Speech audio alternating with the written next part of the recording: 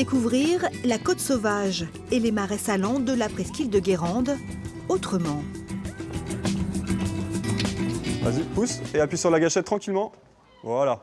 Et reste bien droit, bien équilibré. Super.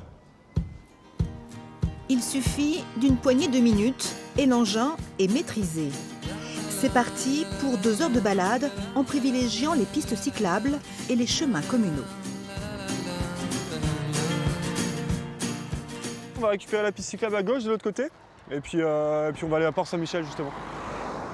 Allez, bon, on peut tous y aller. Il y a une voiture là-bas, mais on a le temps. Allez-y les garçons.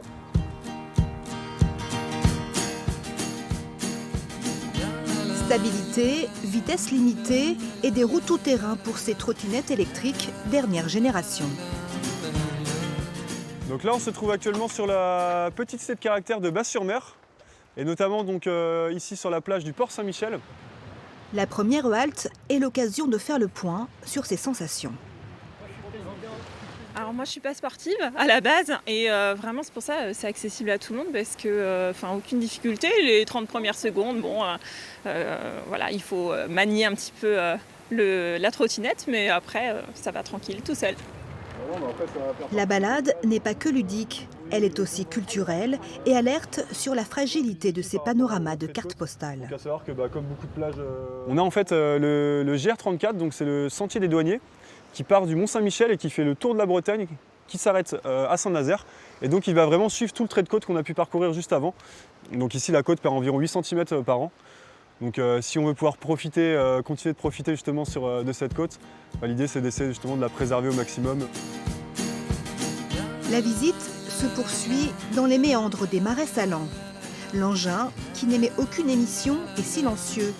La trottinette électrique, un poste d'observation presque idéal. Comme la trottinette est bridée à 25 km/h, on a vraiment le temps de pouvoir profiter justement de tous ces marais. Et du coup, on peut vraiment voir la fleur de sel sur la surface. Ouais.